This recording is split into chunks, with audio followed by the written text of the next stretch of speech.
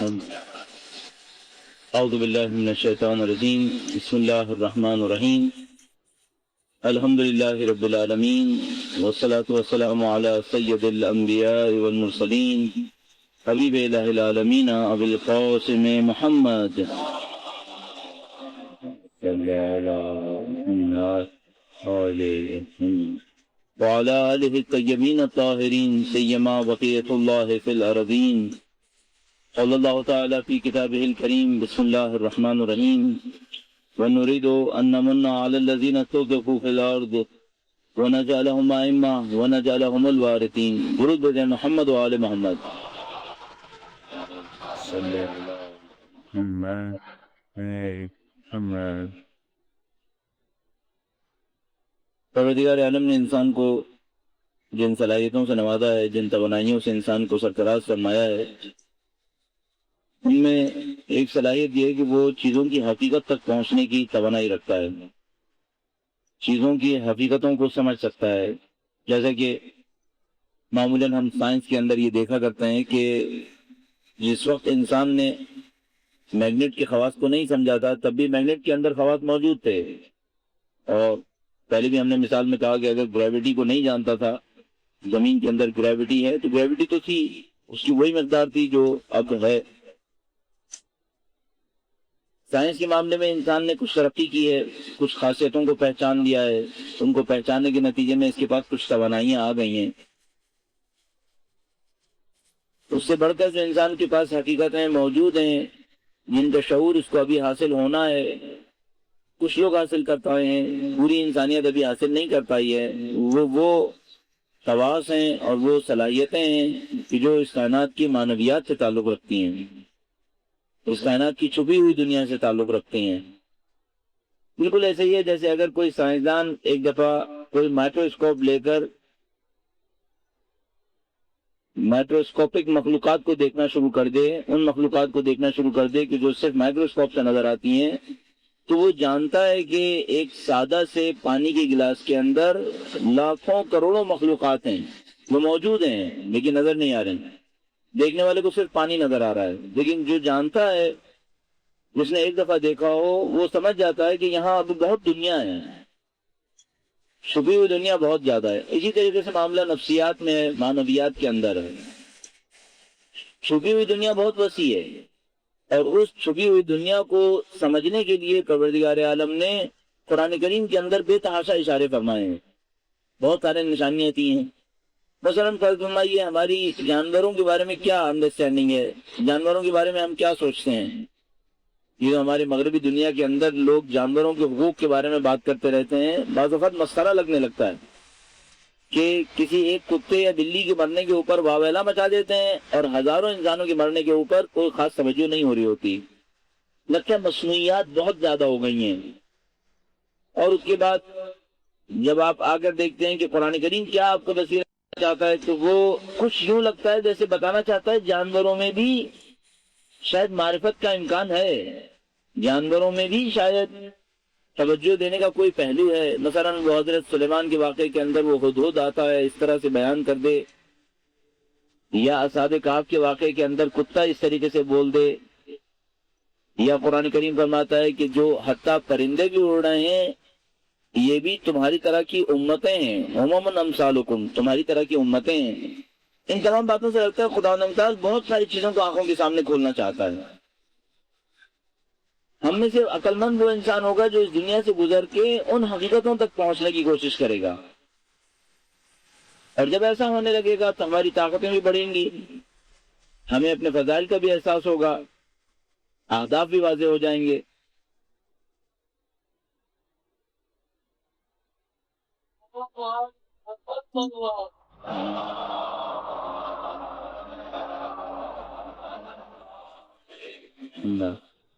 ہمارے محترم گفتار تشریف لا رہے ہیں، ان کے احترام میں باعود بلند درود بھیجیں محمد و آل محمد۔ آل محمد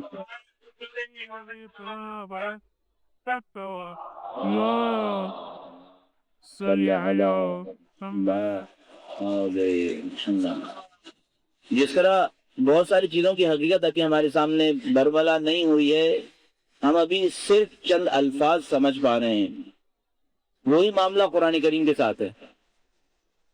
پروردگار عالم نے خود قرآن کریم کے اندر قرآن کریم کو نور تعبیر کیا ہے۔ حقیقت یہ ہے کہ ہم یہ تو سمجھ پا رہے ہیں کہ یہ نور ہے، لیکن یہ ہم نہیں سمجھ پا رہے کہ یہ نور کیسا نور ہے، اس نور کی افادیت کیا ہے۔ مثلا یہ الیکٹریسٹی ہم اس کو سمجھ سکتے ہیں کہاں سے آتی ہے، اس کا فائدہ کیا ہے، نہیں ہو تو نقصان کیا ہوگا۔ ہم قرآن کریم کے بارے میں نہیں سمجھ پا رہے کہ یہ نور کیسا نور ہے۔ یہ ہمیں پتہ چلتا ہے قرآن کریم فرماتا ہے یہ نور ہے، اس کا مطلب یہ ہے کہ یہ کچھ نہ کچھ بصیرت دینے کے معاملے میں کارآمد ہے۔ اب اس کی بصارت کس قسم کی بصارت ہے، نہ ہو تو معاشرے کے اوپر کیا گزرتا ہے، نہ ہو تو فرد کے اوپر کیا گزرتا ہے، یہ وہ چیزیں جو ہم سمجھ نہیں پا رہے ہیں۔ کیونکہ سمجھ نہیں پا رہے لہٰذا ہم اپنے آپ کو قانع کرنے کی کوشش کرتے ہیں کہ ہم قرآن کریم کو پڑھیں۔ اچانک میرے ذہن میں آ گیا، ایک زمانہ تھا جب دنیا میں بجلی کی صنعتی پیداوار شروع ہوئی، یعنی گھر گھر تک بجلی پہنچانے کی کوشش کی گئی تھی۔ امریکہ سے یہ کام شروع ہوا تھا، تو وہاں ایسا تھا کہ بجلی بنانے کی جو کمپنیز تھیں وہ لوگوں کے گھر جا کر قانع کرتے تھے کہ آپ کو بھی بجلی کی ضرورت ہے۔ تو مثلا لوگ کہتے تھے کہ بھائی لالٹین کے ہوتے ہوئے، موم بتیوں کے ہوتے ہوئے ہمیں بجلی کی کیا ضرورت ہے، بلا وجہ میں تار کھینچیں گے، یہ ہوگا وہ ہوگا۔ تو انہیں کنونس کرنے کی کوشش کرتے تھے کہ بھائی اس کی روشنائی بہت اچھی روشنائی ہوتی ہے، اس کی روشنی بہت پائیدار ہوتی ہے۔ تو کہتے ہیں یار یہ عجیب مشکل ہے کہ ہم تار بھی کھینچیں، سارے کام کریں، پیسے بھی پے کرنے پڑیں گے پھر بعد میں۔ اب کوئی احمق ہوگا جو کہے گا مجھے بجلی کی ضرورت نہیں ہے، اب تو بجلی نہیں ہے تو ہم KSC کے آفس میں پہنچ کے احتجاج بھی کرنا پسند کریں گے، تو بھائی خدا را بجلی تو دے دو کسی طریقے سے۔ جس دن ہمیں سمجھ میں آ گیا قرآن کی نورانیت کیا ہے، پھر ایسا ہی قرآن کریم کے ساتھ ہوگا۔ اس وقت کنونس کرنا پڑ رہا تھا کہ بھائی بجلی لگوا لو، اور وہ کہتا تھا میں کیوں لگواؤں، میں کیوں پیسے دوں۔ اب مارا پھرے گا اگر بجلی نہ ہو۔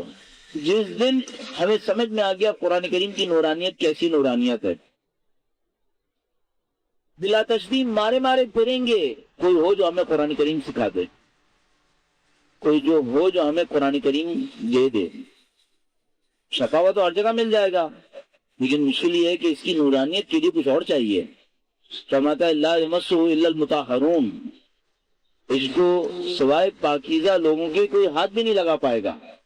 ہم تو ہاتھ لگا رہے ہیں، پوری دنیا ہاتھ لگا رہی، کافر بھی ہاتھ لگا رہا ہے۔ اس کا مطلب ہے یہ ہاتھ لگانا وہ ہاتھ لگانا نہیں ہے، یعنی اس کے حقائق تک صرف وہ پہنچ پائے گا جو پہلے اپنے دل کو پاکیزہ کرے گا، اس کی معنویت کو وہ سمجھ پائے گا جو پہلے اپنے اندر پاکیزگی لے کر آئے گا۔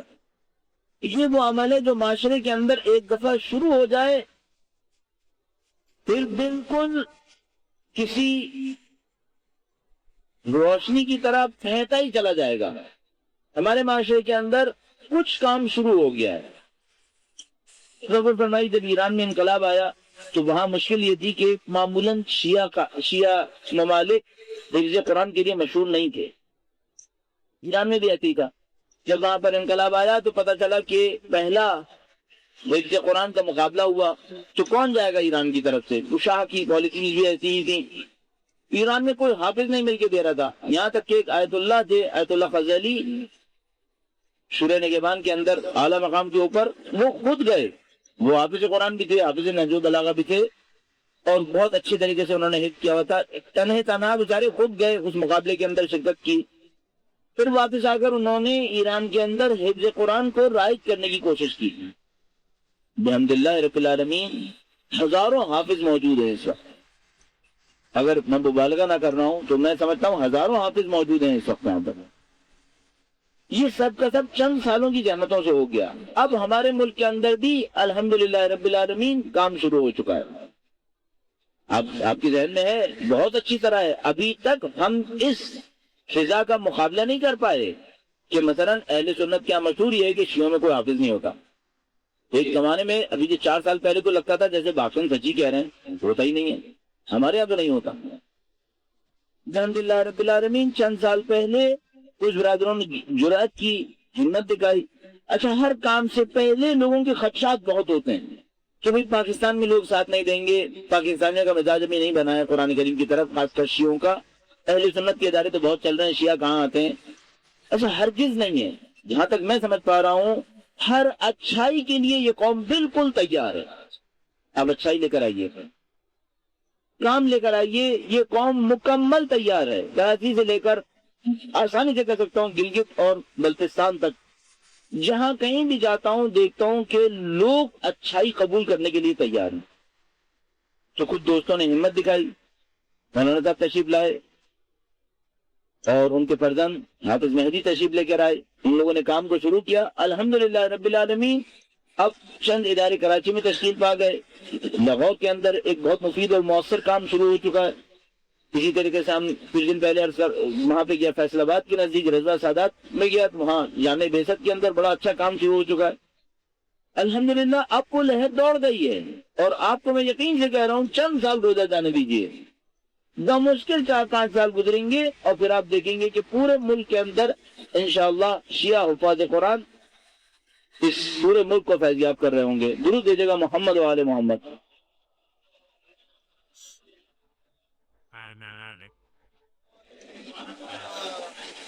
دو تین آیات بس تبرکن آپ کی خدمت عرض کروں، وقت بہت کم ہے. 9:30 بجے انشاءاللہ ان کا پروگرام شروع ہو جائے گا. کل جو آیات تشریح کی اسی کا بس تتمہ عرض کرتا ہوں. پروردگار نے ارشاد فرمایا تھا وعدکم اللہ مغانم کثیرۃ تاخذونها فعجل لكم هذه وكف ايدي الناس عنكم ولتكون آية للمؤمنين ويهديكم صراطا مستقيما واخرى لم تقدروا عليها قد احاط الله بها وكان الله على كل شيء قدير. ایک بار ان برادران کے احترام میں ان کو خوش آمدید کہنے کے لیے درود دے دے گا محمد و آل محمد.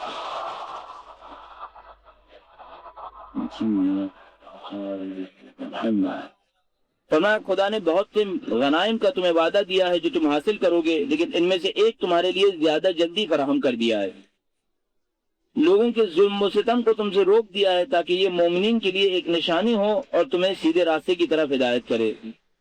علاوہ ازیں دوسرے غنائم و فتوحات جن پر تمہیں قدرت نہیں ہے لیکن خدا کی قدرت ان پر احاطہ رکھتی ہے تمہیں عطا کرے گا. خدا ہر چیز پر قدرت رکھتا ہے. مومنین جب ایک کام کو انجام دیتے ہیں تو وہ اپنی ہمتوں کے برابر، اپنی طاقتوں کے برابر دیکھ پاتے ہیں. اور جب اپنی طاقتوں کے برابر دیکھ پاتے ہیں تو بہت معمولی سی کامیابی کی پیشن گوئی کر رہے ہوتے ہیں. مثلا میں نے اور آپ نے کوئی کام انجام دیا جس میں ہماری توانائی صرف ہوئی تو ہم سوچتے ہیں جتنی توانائی ہم نے صرف کی اس پر ہمیں کامیابی مثال کے طور پر 40 ملے گی. خدا متعال ارشاد فرما رہا ہے اگر تم صدق نیت کے ساتھ اپنی توانائیوں کو صرف کرو گے میں تمہیں بہت سارے اور مغانم دوں گا، بہت سارے غنائم دے دیے جائیں گے، بہت ساری کامیابیاں تمہیں مل جائیں گی. ان کامیابیوں کی مقدار اس توانائیوں سے کہیں زیادہ ہوگی جو تم نے خرچ کیے تھے. تم نے 40 لگایا تھا اور تم سمجھ رہے تھے 40 ملیں گی، نہیں اس سے کہیں زیادہ ملیں گی. فرماتا ہے یہ تمام چیزیں ہم تمہیں دیں گے، لوگوں کے ظلم و ستم سے تمہیں روک لیں گے، کوئی تمہیں نقصان نہیں پہنچا پائے گا، جو سوچ نہیں سکتے تھے وہ تمہیں ملنا شروع ہو جائے گا. اور ہم نے کل آپ کی خدمت میں عرض کیا کس طریقے سے پروردگار عالم نے صلح حدیبیہ کے بعد مسلسل مسلمانوں کو کامیابیاں دی. اور بار بار آپ کی خدمت میں عرض کر رہا ہوں جو زمانہ میں اور آپ اس وقت دیکھ رہے ہیں اس میں مسلمان ایک دم سے ہمت دکھانا شروع ہو گئے ہیں.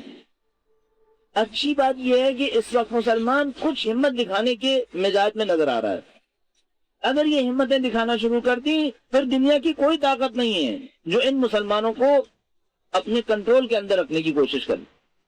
مجھے یقین ہے جلد ہی مسلمانوں کے اندر سے سائنس اور ٹیکنالوجی کی فتوحات بھی نظر آنا شروع ہو جائیں گی. مجھے تقریباً یقین ہے اس بات کا کہ اب تک جن فیلڈز کے اندر مغربی ممالک نے اپنی مہارت کا لوہا جمایا ہوا تھا ان تمام فیلڈز کے اندر مسلمانوں کی طاقت نظر آنا شروع ہو جائے گی. اور وہ صرف اس وجہ سے ہوگا کہ مسلمان اللہ کے پیغام کو سمجھنے کی کوشش کریں گے.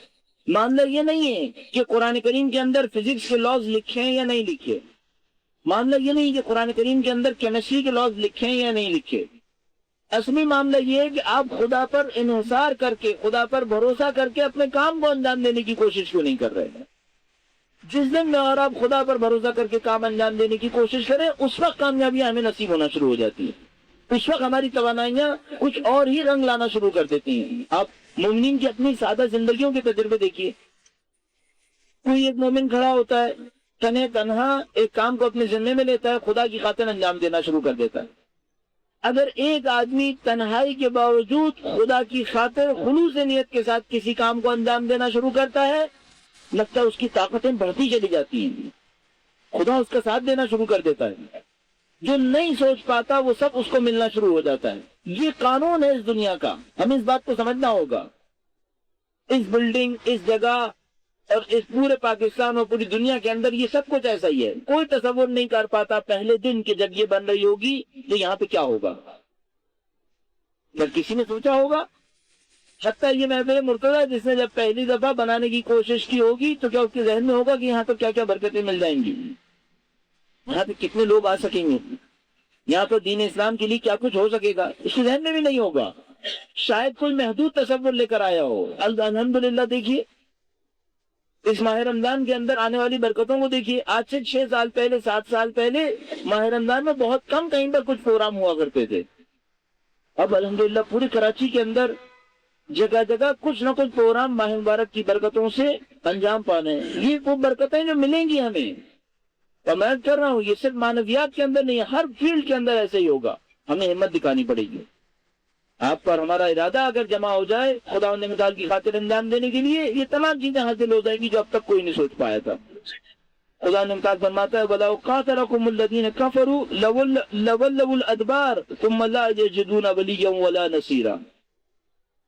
اگر کفار تم سے جنگ کرتے تم بہت جلد بھاگ کھڑے ہوتے اور پھر کوئی اپنا ولی اور یار و یاور نہ پاتے۔ آپ کو یاد ہوگا ابتدائی آیات میں خدا نمتال نے کہا ہم نے تمہاری نیت دیکھ لی، چونکہ تمہاری نیت دیکھی تو تمہاری مدد کرتی۔ خدا نمتال یہاں پہ ایک اور وعدہ دے رہا ہے، چلو تم 1400 تھے، نظر یہ آ رہا تھا کہ اگر کفار مقابلہ کرتے تو تم ہار جاتے، ایسا نہیں ہونا تھا، تمہاری نیتوں میں خلوص تھا۔ اگر کفار تم سے جنگ کرتے ان کے لیے اس سے زیادہ بدتر ہوتا جو صلح حدیبیہ میں ہوا۔ صلح حدیبیہ میں تو وہ ظاہری طور پر کامیاب ہو گئے، باطن میں ناکام ہوئے، لیکن اگر وہ جنگ کرتے نتیجہ اس سے بھی زیادہ برا ہوتا، بھاگ کھڑے ہوتے، وہ تمہارا مقابلہ نہیں کر سکتے تھے۔ ایک عام دیکھنے والا کیا کہہ رہا تھا کہ اگر جنگ ہوتی تو مسلمان مارے جاتے، خدا نے مطابق فرمایا نہیں، الٹا معاملہ ہے، اگر جنگ ہوتی یہ مارے جاتے، یہ کفار ختم ہو جاتے، ان کو بھاگنا پڑتا۔ اب میں آپ سے پھر ایک بات عرض کروں گا، ابھی حزب اللہ اسرائیل کی جنگ سے پہلے ہر ایک کے ذہن میں یہ تھا کہ اگر جنگ ہوئی حزب اللہ مارے جائیں گے۔ خدا نے ایک طاقت دی، ایک غیر معمولی طاقت لے کر حزب اللہ کے جوان کامیاب ہو گئے، اسرائیل پیچھے ہٹا اور بھاگنے پر مجبور ہو گیا۔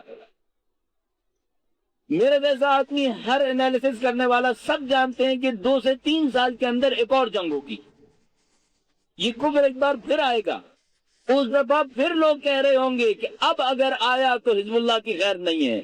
خدا نے فرماتا ہے نہیں، اگلی دفعہ بھی آئیں گے تب بھی پٹیں گے، تب بھی ان کو مار کھانی پڑے گی، تب بھی ان کو بھاگنا پڑے گا۔ یعنی اگر اس وقت بھی اگر آپ بغور دیکھیے تو اسرائیل جان بچا کے بھاگنے میں کامیاب ہو گیا ہے۔ یاد مثال فرماتا ہے اگلی دفعہ ایسا نہیں ہوگا، آئیں گے ان کو بہت مرنا پڑے گا، ان کی جانیں جائیں گی۔ اچھا ہم اور آپ سمجھ رہے ہیں شاید نہیں ہوگا، خدا تعالیٰ فرماتا نہیں، ایسا ہوگا۔